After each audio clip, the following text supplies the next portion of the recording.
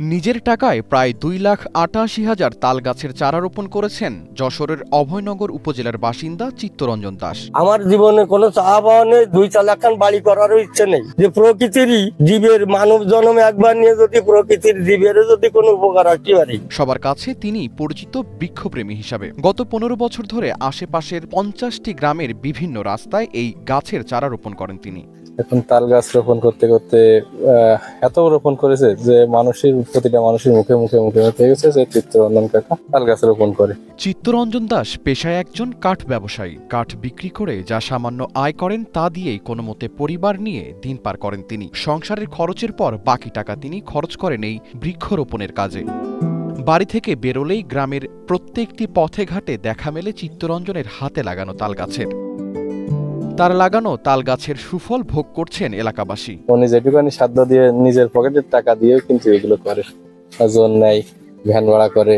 আজ ধরেন 2008 সাল থেকে আমি তার পাঁচ থাকি, বুঝলেন। এই গাছ লাগানোর বিষয়তে আমি ওনার পাঁচ। আমেরিকান এক গবেষণার প্রতিবেদনে তালগাছের উপকারিতা সম্পর্কে জানতে পারেন চিত্তরঞ্জন দাস। এরপর থেকেই তালগাছের চারা রোপণের কাজ শুরু করেন তিনি। এই পৃথিবীতে যত গাছ আছে তত সবচেয়ে উপকারী আছে তাল গাছ। বজ্রপাত এবং অক্সিজেন সমস্ত গুণাগুণ এই তাল গাছের ভিতর আছে। আমি সে 2008 সালের চেয়ে একভাবে এই পর্যন্ত 50টি গ্রামে 42টি সড়কে 2,88,000 তালের বীজ পুঁতেছি।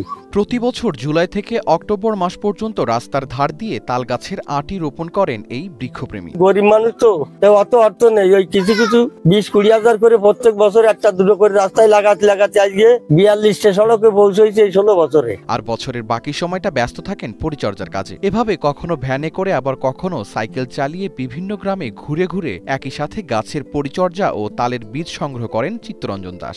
যে অভয়নগর দিয়ে হোক, বাইরে হোক, বিভিন্ন সড়কে যে জায়গা ছোট ছোট জায়গা পাই সেই জায়গায় উনি তাল গাছ লাগায়। এই দেশের গভর্নমেন্ট যদি একটু সহযোগিতা করতো আমি সুন্দরবনেও 2-1 লক্ষ গাছ লাগাই দিয়ে আসতে পারতাম। শুরুতে তার এমন কর্মকাণ্ড দেখে এলাকার মানুষ পাগল বললেও বর্তমানে তিনি এখন একজন বৃক্ষপ্রেমী পরিচয়ে প্রশংসা কুড়িয়েছেন গোটা যশোরবাসীর কাছে। মানে তার যে এত মন মানসিকতা, সে একজন দরিদ্র মানুষ হয়ে, গরিব মানুষ হয়ে এই যে বিভিন্ন রাস্তার কুলাস্তে এই বড় বড় সড়কে কাকা তাল গাছ লাগায়। অনেকদিন ধরে অনেক মানুষ কাকারে বলে, মানে বিভিন্ন রকম তিরস্কার করে, কিন্তু সে কিছু মনে করে না।